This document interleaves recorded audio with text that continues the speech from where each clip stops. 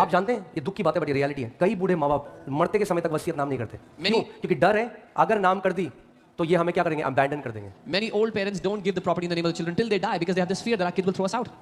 It's very common. बहुत सामान्य है। Isn't it so sad? इतनी दुख की बात है।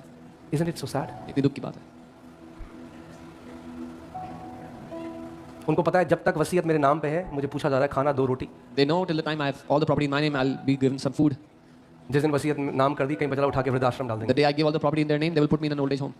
मैं उदाहरण हमेशा देता हूँ, this is very close to my heart. I always give this example मेरे दिल की बहुत करीब है। So एक पिता है, There's a उसके father एक बेटा है, एक बेटी है, who has a son and a daughter. और वो बूढ़े हो गए, अब माता पिता बूढ़े हो गए। Now they are old, the parents are old. अब वो दोनों बात कर रहे हैं आपस में कि अब ये तो बूढ़े हो गए, इनके जाने का समय आ गया है, And the children are talking that अब इनकी जायदाद हमें मिलनी है। the parents are old, it's time for them to go, so their inheritance will come to us. So इनको अच्छे से सेवा करते So let's serve them well. हैं। सेवा करेंगे तो मिलेगा।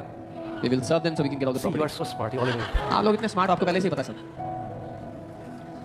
खूब क्या चाहिए बताओ। खूब So they'll ask, what do you want? क्यों कर रहे हैं वो सेवा? Why are they serving the parents? क्योंकि वो प्यार करते हैं, Because they love them? क्योंकि क्या मिलनी है? No, because they will get जायदाद। the property. कई मसीहों की वो जायदाद है स्वर्ग जाना, For many believers, that property is going to heaven. और उन्हें पिता के प्रेम से ऊपर स्वर्ग जाने को रख दिया है। And they have kept going to heaven above the love of the Father.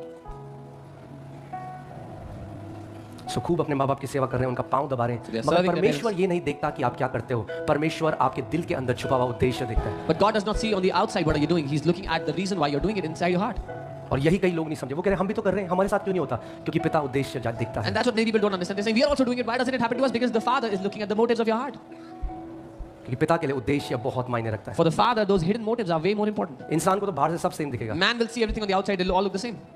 कह रहे हैं, जल्दी जायदाद मिले, हम They say, oh, we should get the property quickly. सेवा कर रहे हैं। They're serving.